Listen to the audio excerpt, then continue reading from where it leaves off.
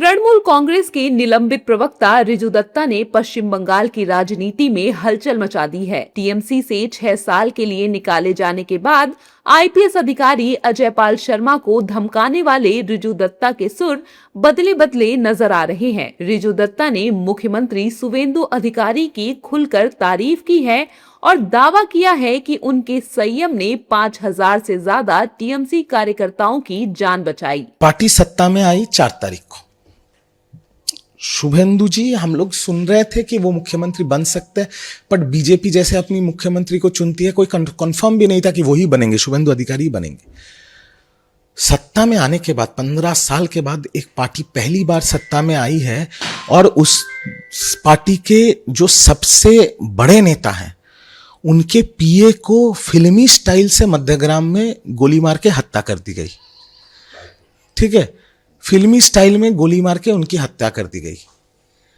और उसके बाद 6 तारीख रात को मेरे पास एक फोन आया, कौन किया क्या किया मैं नहीं बताऊंगा। मैं अपने परिवार को लेकर बंगाल छोड़ के दिल्ली चला गया, भाग गया अपनी जान की डर से। और मैं आज शुभेंदु अधिकारी जी मुख्यमंत्री बने हैं, वो बीजेपी के मुख्यमंत्री नहीं है, बंगाल के मुख्यमंत्री है। और मैं, बंगाल मेरी जन्मभूमि है, वो मेरे भी मुख्यमंत्री है। आगे क्या काम करेंगे वो तो आगे का समय बताएगा। बट उस दिन उन्होंने अपने कार्यकाल का सबसे बड़ा काम वो मुख्यमंत्री बनने से पहले उन्होंने कर दिया।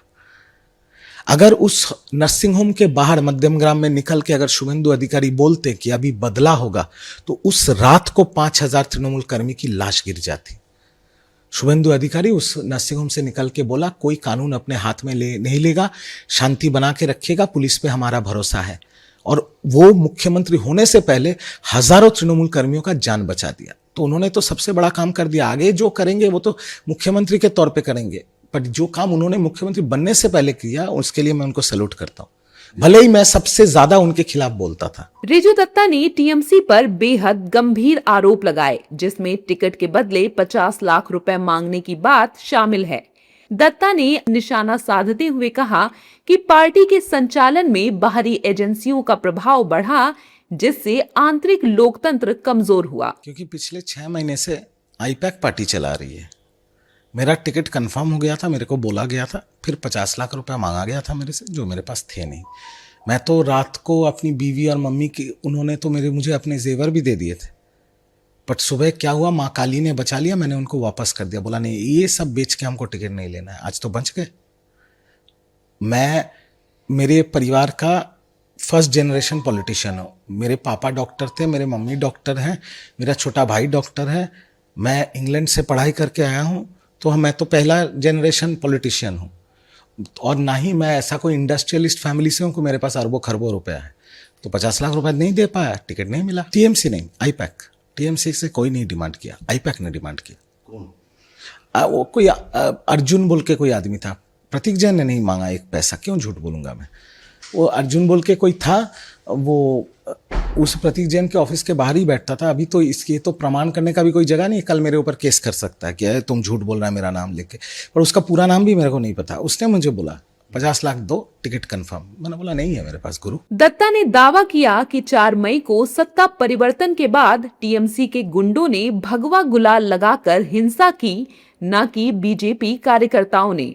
उन्होंने यह भी आरोप लगाया कि उनके परिवार को फोन पर हत्या और बलात्कार की धमकियां दी गईं। मैं टीएमसी कर रहा हूं 13 साल से। अपना प्राण देके प्राण से मैंने टीएमसी किया, मेरे जान की बाजी लगा के किया। मैं 27 दिन नंदीग्राम में था, जो शुभेंदु अधिकारी उस टाइम के नेता प्रतिपक्ष का विधानसभा है, वहां पर भी मैंने किया। पूरा बंगाल घूम के मेरे को पार्टी ने भेजा, पार्टी ने मेरे को परिचय दिया, पार्टी ने मेरे को सम्मान दिया। पर जब 4 तारीख को बंगाल में सत्ता का परिवर्तन हुआ और सीपीएम के गुंडे जो 2011 साल में तृणमूल बन गए थे, वही 2026 साल में खुद अपने ऊपर भगवा गुलाल लगा के बीजेपी बन गया। और इन लोगों ने ही दंगाई किया, पुराने बीजेपी के लोग किसी ने नहीं किया, यही लोग दंगाई कर रहे थे।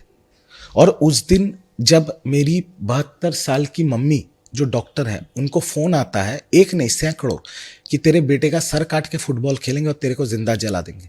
जब मेरी बीवी जो राजनीति से जिसका कोई संबंध नहीं, उसकी फोन 3 घंटे से बजती रही, अननोन नंबर, और उठाने से बोल रहा है तेरे पति को तो मार देंगे और तेरे साथ सामूहिक बलात्कार करेंगे। मेरे 75 साल के ससुर जी जो सेरिब्रल अटैक के पेशेंट है, जिसका एक तरफ काम नहीं करता, उसको जाके थप्पड़ मारा गया।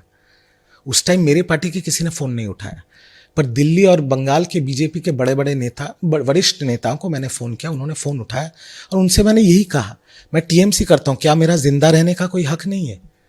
मेरे परिवार को बचाने का कोई हक नहीं है? तो गीता में लिखा है कि आपका परम धर्म है आपका परिवार को बचाना। तो मैंने अपने परिवार को बचाने के लिए जो करना था किया, और उसके बाद मैंने सिर्फ इतना कहा कि मैं धन्यवाद देता हूं बीजेपी को मेरे परिवार को बचाने के। सिर्फ इतना कहने के लिए मेरे को पार्टी से निकाला गया। इस बयान के बाद टीएमसी में अंदरूनी कलह खुलकर सामने आ गई है। पार्टी के भीतर बढ़ते आरोप प्रत्यारोप से संगठन की एकजुटता पर भी सवाल खड़े हो रहे हैं।